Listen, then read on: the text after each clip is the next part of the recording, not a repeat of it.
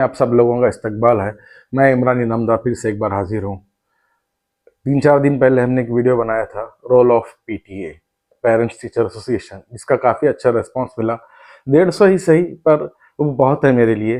जो डिस्कशन 2-4 लोगों तक महदूद रहता था आज 150 लोगों तक पहुँचा। व्हाट्सएप पर कई मैसेजेस आए, कई लोगों ने कमेंट किया, बहुत हौसला अफजाई हुई। शुक्रिया आप लोगों का। इस सिलसिले को आगे बढ़ाएंगे।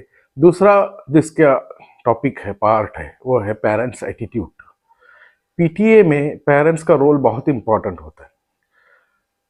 कई बार मीटिंग्स में हमने देखा है, मैंने खुद एक्सपीरियंस किया है, कई दोस्तों से बात हुई है, हेडमास्टर से बात होती रहती है कि 70%, 80%, 50%, कुछ जगह 80% से ज़्यादा पेरेंट्स हाजिर रहते हैं। साल में एक बार जनरल बॉडी मीटिंग में आते हैं, मीटिंग में बैठते हैं, जो भी हुआ सुनते हैं और चुपचाप चले जाते हैं टीचर्स को मिलकर। क्या इससे काम बनता है? कि पीटीए का मकसद ये है, जब पीटीए मीटिंग में आए तो आपका एक्टिव पार्टिसिपेशन होना चाहिए, कुछ सवालात के साथ आप आने चाहिए। बेशक जो भी जायज़ सवाल आपके सवालात हैं, हम जाकर पूछते हैं। कई बार ऐसा हुआ है 500-700 पेरेंट्स हाजिर रहते हैं, 2-4 पेरेंट्स उठकर सवाल करते हैं। एक बार तो मैंने अकेला ही था जिससे मैंने सवाल किया था उठकर, सोलापुर शहर की मैं बात कर रहा हूँ। उसके अलावा कुछ जगह कुछ पेरेंट्स एक्टिव होते हैं, लेकिन ये परसेंटेज बढ़ने की ज़रूरत है।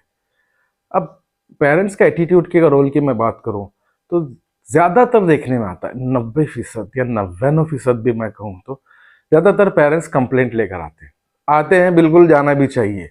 स्कूल से गलतियां हो जाती हैं, टीचर से हो जाती हैं, वर्क प्रेशर के चक्कर में कहीं कुछ बोलते हैं, गलत होते हैं, तो बेशक उसको सॉल्व किस तरह से किया जाए।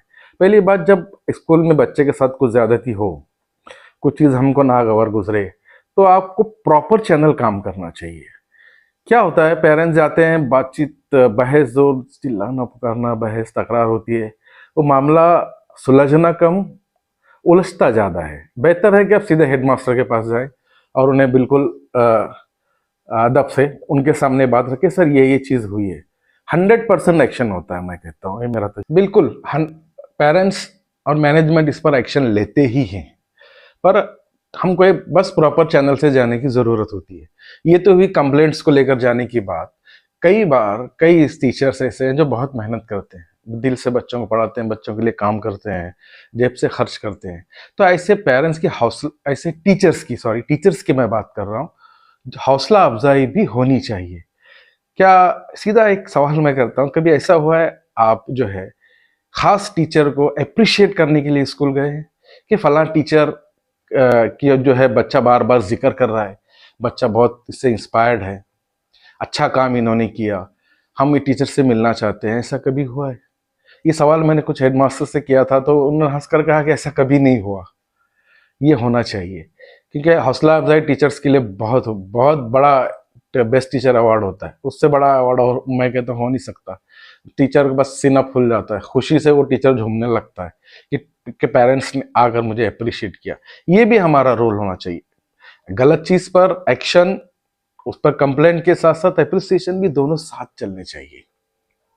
उसके अलावा मिड डे मील जो बच्चे हमारे खाते हैं स्कूल में, सर्स होता है, पोषण आहार जिसको कहते हैं, कि कितनी बार ऐसा हुआ है कि आपने स्कूल विजिट की और वो उस मिड डे मील को टेस्ट किया, उसकी इंफॉर्मेशन ली कि क्या क्या बच्चों को सर्व किया जा रहा है, बच्चे क्या खा रहे हैं, बच्चों से कितनी बार पूछा, बच्चों का जो है पसंद आ रहा है नहीं आ रहा है, ये जानकारी ली।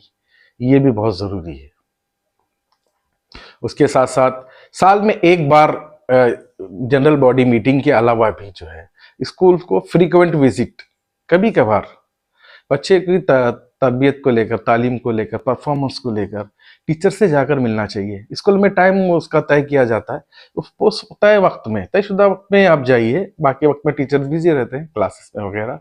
ज़रूर टीचर से बात कीजिए। टीचर्स को भी बहुत अच्छा लगता है कि जब टीचर्स को पेरेंट्स का कोऑपरेशन मिलने लग जाता है तो 100% बच्चों का फायदा होता है। अब ये भी जो भी डिस्कशन हम कर रहे हैं बिल्कुल बच्चों की तरफ है। हमारा मकसद बच्चों की तालीम तरबियत है और कुछ नहीं।